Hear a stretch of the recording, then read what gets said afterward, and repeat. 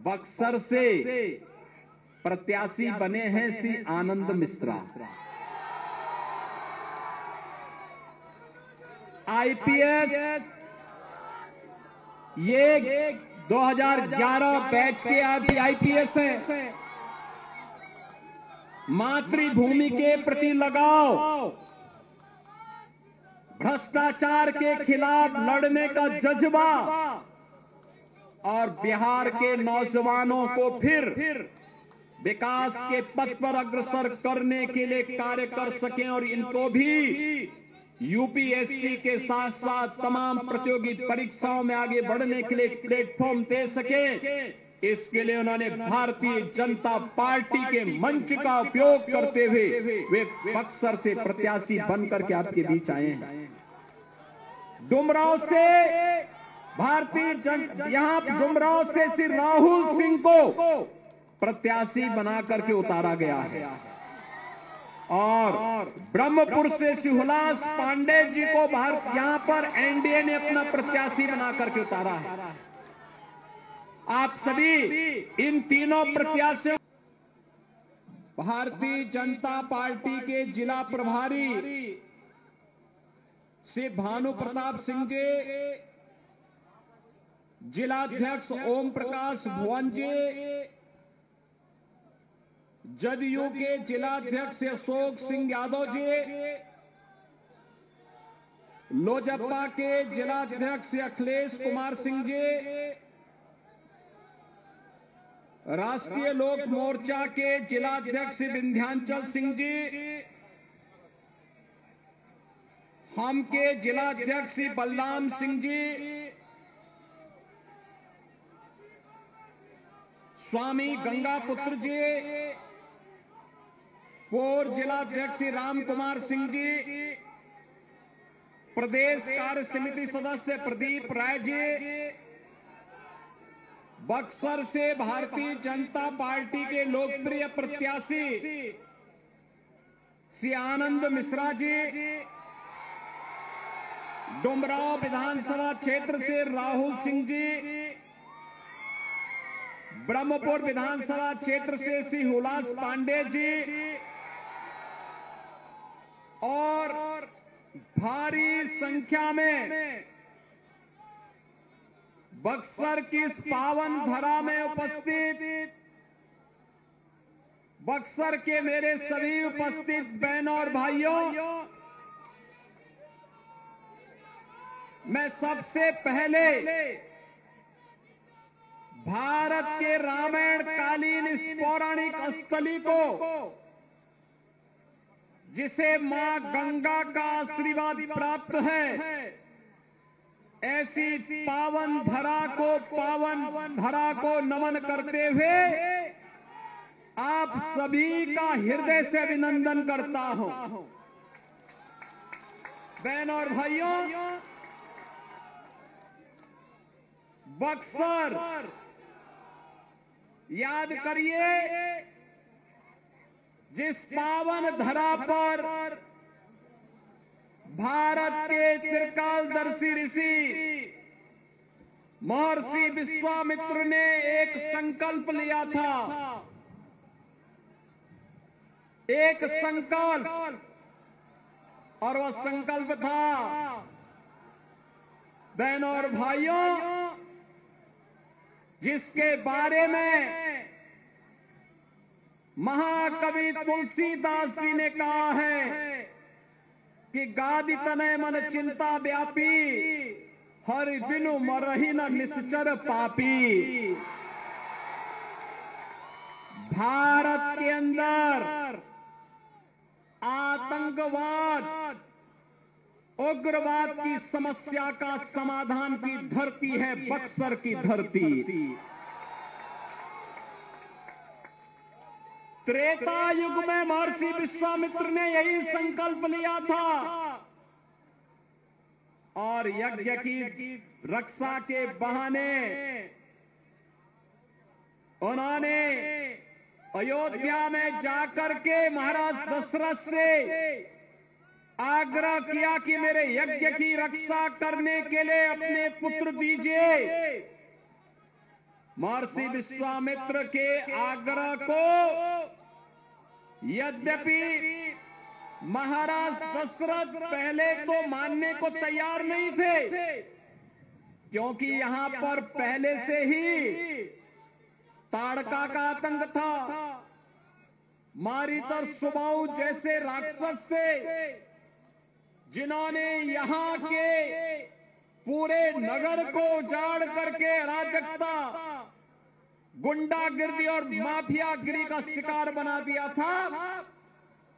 तब महर्षि वशिष्ठ के आदेश पर महाराज दशरथ ने अपने दोनों पुत्र राम और लक्ष्मण को इसी बक्सर में महर्षि विश्वामित्र के यज्ञ की रक्षा के लिए भेजा था। बहन और भाइयों, याद करिए ना, जिस धरा पर पैर रखते ही भगवान राम के पावन चरण स्पर्श करने मात्र से पत्थर बनी देवी अहिल्या मुक्त होकर के फिर से एक सामान्य नारी के गौरव को प्राप्त की हो, जिस धरती ने आतंक से मुक्त करने के लिए पूरे आर्यव्रत को, पूरे भारत को आतंक से मुक्त करके पूरे देश को राम राज्य की ओर अग्रसर करने के लिए शुभारंभ किया हो, वह पावन धरा को कौन ऐसा सनातन धर्मावलंबी होगा, कौन ऐसा भारतीय होगा जो उस पावन धरा को प्रणाम न करता हो। और ये मेरा सौभाग्य है कि आज मुझे एनडीए के अपने प्रत्याशियों के समर्थन में इस पावन धरा को नमन करने का अवसर प्राप्त हो रहा है, और ये आपके बहाने, आपके कारण, इसलिए आपका मैं अभिनंदन करता हूं। बहन और भाइयों, मैंने देखा, मैं 30 वर्ष पहले बक्सर में श्रीनाथ बाबा आश्रम में आकर के, उस समय यहां पे हमारे पूज्य महंत त्रिलोकनाथ जी महाराज, बहुत सिद्ध योगी यहां पर रहते थे। उनके सानिध्य में हुए एक धार्मिक कार्यक्रम में आकर के नवनाथ 84 सिद्धों के मंदिर के उद्घाटन कार्यक्रम में मैं 30 वर्ष पहले आया था। बहन और भाइयों, बक्सर बदल गया। वह समय था जब बिहार में आतंक था। उस समय बिहार में अराजकता थी, गुंडागर्दी थी, अपहरण एक उद्योग था और भ्रष्टाचार चरम पर था। बहन और भाइयों, आज बिहार को देख करके लगता है कि अब बिहार अपनी पुरानी उन स्मृतियों को पूरी तरह समाप्त करके एक नए भारत का नया बिहार बन चुका है, जो प्रधानमंत्री मोदी जी के विकसित भारत के संकल्प के साथ जुड़ने के लिए प्रभावी ढंग से आगे बढ़ रहा है। अब बिहार अपनी पौराणिक पहचान को फिर से स्थापित करने के लिए तेजी के साथ आगे बढ़ रहा है। ये बिहार की धरती, ये बिहार की धरती, ये वही धरती है जिसने महात्मा बुद्ध को ज्ञान प्रदान किया था। बहन और भाइयों, बिहार की धरती वही है जिसने भारत को स्वर्ण युग में ले जाने का कार्य किया था चंद्रगुप्त मौर्य के समय में, और जिस बिहार ने चाणक्य जैसा गुरु दिया हो, ये वही बिहार है जिस बिहार ने देश की आजादी की लड़ाई में बढ़ चढ़ करके भाग लिया। वीर कुंवर सिंह इसी बिहार की धरती की उपज है। ये बिहार की धरती जिसने देश के संविधान सभा के अध्यक्ष के रूप में डॉक्टर राजेंद्र बाबू को जन्म दिया हो, ये बिहार की धरती है जिस बिहार की धरती ने देश के अंदर दूसरा उप प्रधानमंत्री बाबू जगजीवन राम के रूप में दिया हो। ये बिहार की धरती जब कांग्रेस ने लोकतंत्र के गले को घोंटने का काम किया था, तब भारत के लोकतंत्र पर आंच नहीं आने देंगे और बिहार का नौजवान जयप्रकाश जी के नेतृत्व में उठ खड़ा हुआ था, पूरा भारत खड़ा हो गया।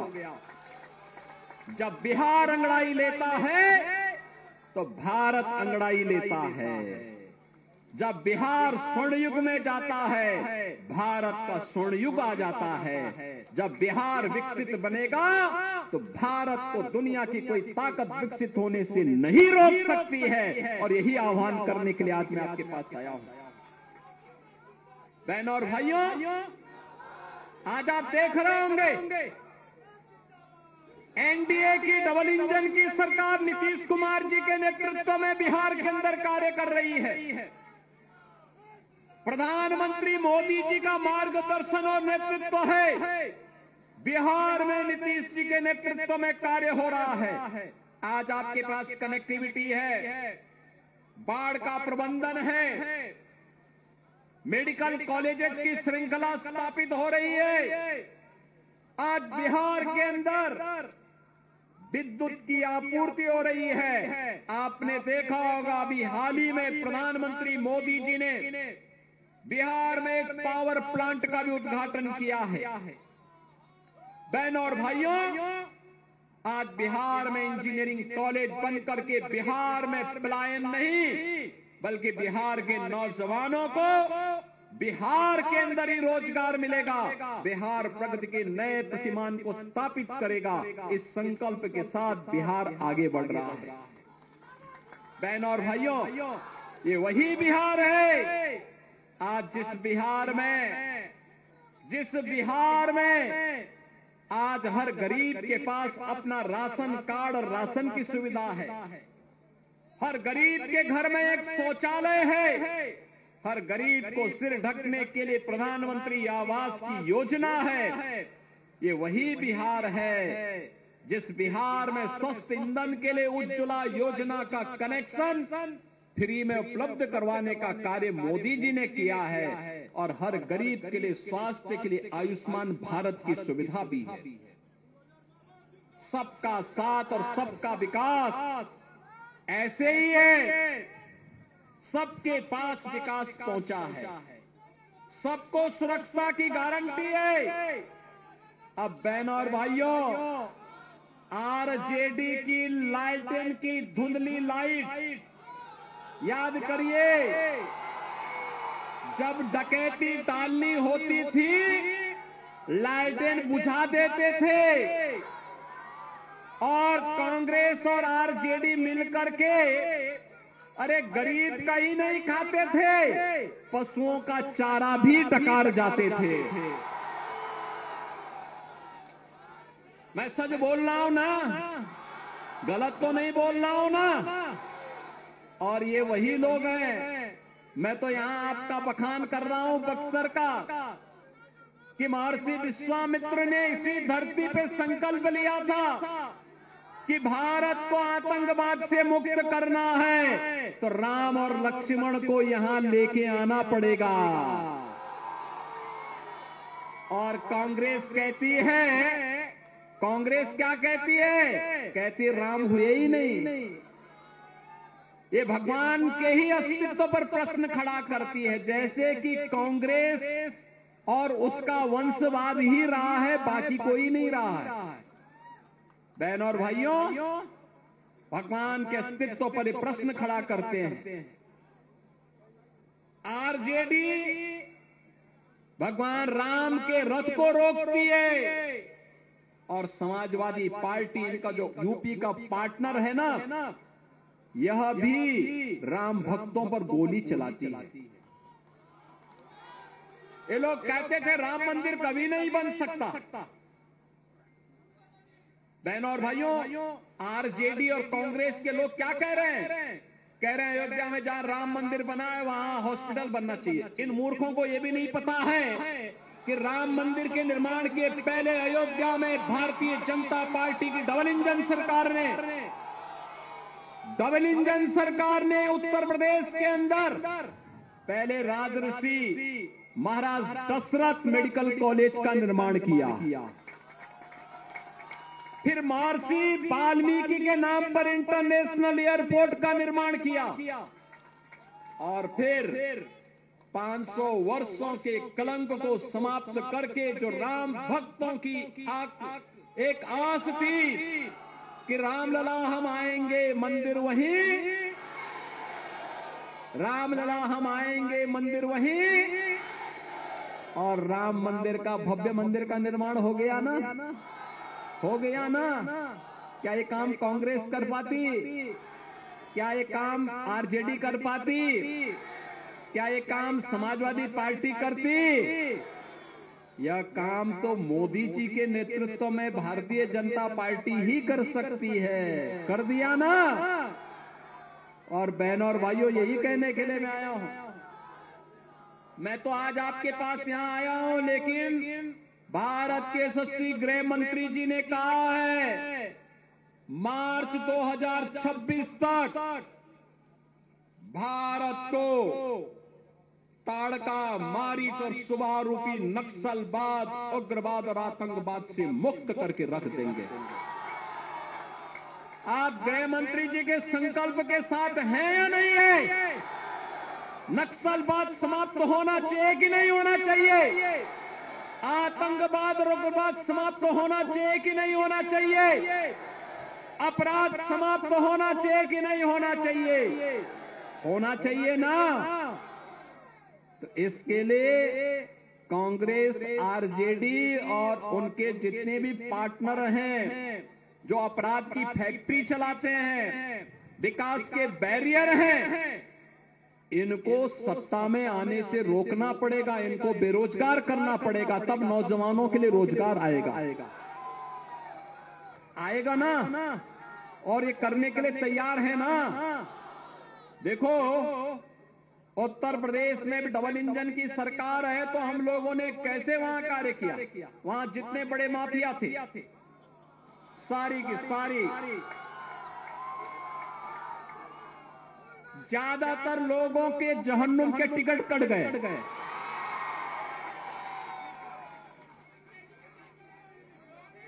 जो गरीब को मारेगा, बहन बेटियों की इज्जत के साथ खिलवाड़ करेगा, व्यापारियों का अपहरण करेगा, नौजवानों के रोजगार पर सेंध लगाएगा, तो उसके लिए तो यमराज के घर का ही टिकट होगा ना। और दूसरा, उनके खानदान ने भी जितनी प्रॉपर्टी बनाई होगी अवैध तरीके से, गरीबों का शोषण करके, अपहरण करके, हमारी सरकार ने, डबल इंजन की भाजपा की सरकार ने उस पैसे, उस पूरी प्रॉपर्टी को अपने कब्जे में लेकर के गरीबों के लिए आवास बना डाली। गरीबों के लिए आवास, हर गरीब को आवास मिल रहा है। आज उत्तर प्रदेश राम राज्य के नए युग में प्रवेश कर चुका है। आज अयोध्या धाम दुनिया की सुंदरतम नगरी में स्थापित हो गया है। कितने लोग अयोध्या गए हैं? अयोध्या विकास दिखाई दिया ना। काशी में काशी विश्वनाथ धाम कितने गए? आप मुझे बताओ, मोदी जी प्रधानमंत्री हैं और डबल इंजन की भाजपा की सरकार है, तभी ये काम हो पा रहा है ना। क्या ये काम कांग्रेस और उसके पार्टनर कर पाते क्या? अरे सब तो डकैती डालने वाले लोग हैं। लैल्टेन का उजाला दिखा करके और चुपचाप बंद करके फिर डकैती डालते थे, ये करते थे ना। और इसीलिए आपको कहने के लिए मैं आया हूं, क्योंकि बिहार हमारी माता जानकी का मायका भी है, और इसीलिए हम लोगों ने अयोध्या से सीतामढ़ी के लिए 6155 करोड़ रुपए का एक राम जानकी मार्ग के निर्माण के कार्य को इस स्तर पर आगे बढ़ाया है। और अभी तो बक्सर को हम लोग सीधे लखनऊ और दिल्ली तक जोड़ने के लिए भी एक बड़े कार्य को आगे बढ़ा रहे हैं। पूर्वांचल एक्सप्रेसवे देखा है ना आप लोगों ने, तो पूर्वांचल एक्सप्रेसवे बक्सर की तरफ अब आगे बढ़ रहा है। ये जो उत्तर प्रदेश का परिवहन मंत्री है ना दयाशंकर सिंह की भी जन्मभूमि यही बक्सर है। ये बक्सर से ही वहां गए हैं, बलिया में, और इसीलिए इनका जोर है कि अब उत्तर प्रदेश परिवहन निगम की बस लखनऊ से सीधे बक्सर को जोड़ ले, बक्सर से सीधे अयोध्या धाम जोड़ ले। याद करिए त्रेता युग में महर्षि विश्वामित्र को अयोध्या धाम से बक्सर आने में कई दिन लगे थे। खैर महर्षि विश्वामित्र उस समय बहुत सारे राक्षसों को निपटाते हुए आ रहे थे। कहीं ताड़का को मारना है, कहीं मारीच को मारना है, कहीं मारीच को भगाना है, कहीं सुबाऊ को मारना है, और आज भी नाम बदले हैं।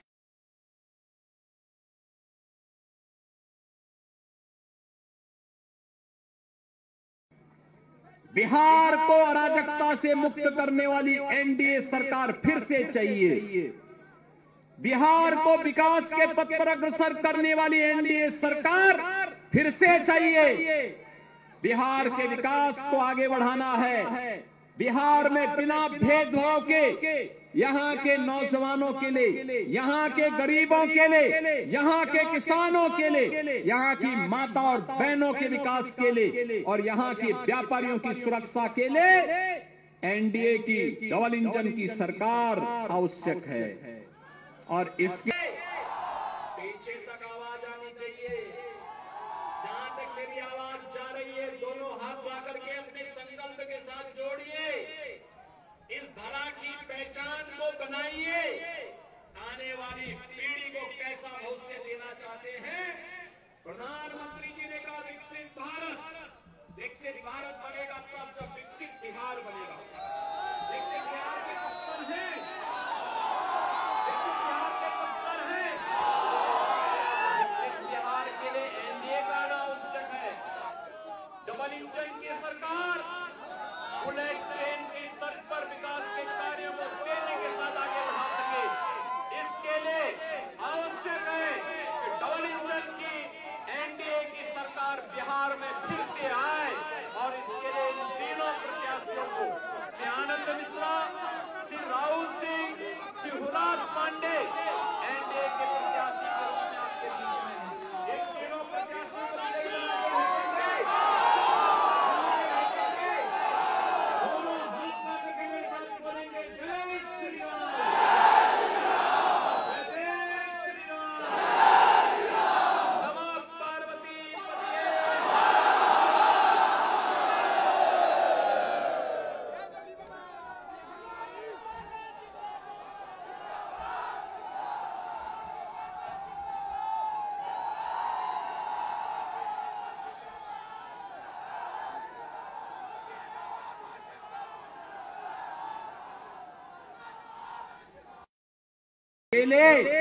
एनडीए ने अपने योग्यतम प्रत्याशी दिए हैं।